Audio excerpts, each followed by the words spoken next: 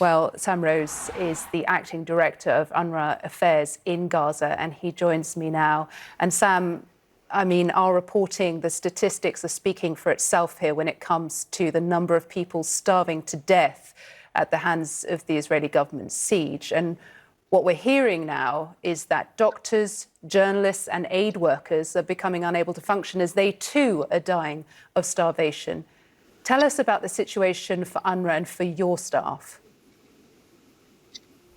Yeah, thanks for having me on. The situation is absolutely horrific for everyone in Gaza, including those whose job it is, whose mission it is to serve the population. I speak to my colleagues every single day. I speak to community members every single day, and it's harrowing and it's heartbreaking and it's unforgivable what they are going through. As your earlier speaker said at the top, I mean, our staff are collapsing in the office, that they're fainting due to lack of food, due to lack of water. Those who are able to eat are only eating one meal a day, one meal every couple of days. Their entire day, their entire life is focused around not dying and finding food. And this is an entirely preventable situation. My organization, UNRWA, is banned by Israel from bringing supplies into Gaza. We have enough food outside of Gaza, kilometers away, to feed the entire population for 3 months. That is what I'd say to Prime Minister Netanyahu, is what international law is saying should happen, that aid needs to come in and we need to be able to distribute it over. An already extremely catastrophic situation is just getting worse in front of our very eyes. Yeah, enough to feed the entirety of Gaza for 3 months, a rebuttal to the Israel president dismissing those claims just earlier today. And when you hear the denials from Israel about the food shortages, but also from the United States, the US State Department too, I just want you to have a listen to what US State Department spokesperson said a few hours ago here on CNN about the Gaza Humanitarian Fund aid distribution system. Take a listen.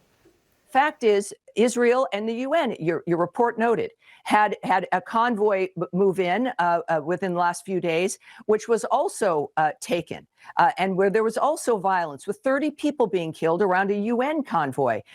What the Gaza Humanitarian Foundation has done, when we say if we're satisfied, 80+ million meals distributed is a remarkable feat. Something that people said could not occur, and it has worked. Is it a horrible dynamic on the ground in Gaza? Yes, it's a war zone that is run by and terrorized by a terrorist group. And that is what has to change. And that's what we're working on. In the meantime, getting food in there. That was Tammy Bruce, Sam, laying the blame here almost solely on Hamas, saying that 80 million meals have been distributed by the GHF, and that it was a, quote, remarkable feat. What do you say to that? I mean, I don't know where they're coming from. I find it hard to believe that rational people can actually believe things such as that. 80 million meals over the course of 60 days is not what Gaza needs. Let's be perfectly honest. Almost 1,000 people being killed in and around these aid sites. Let's for once put the civilians of Gaza at the center of this. The million children, the million women who are either dying or seeing their family members starve and waste away in front of their eyes. Let's not get into a back and forth, a blame game, questioning different people's realities. Let the aid that's outside of the Gaza Strip get into Gaza and let us distribute it. That is clearly what needs to happen. Let us please put the people of Gaza, the civilians of Gaza, at the center of this. And if we don't, we'll be haunted by this for generations in terms of what is already playing out in front of us. It's absolutely devastating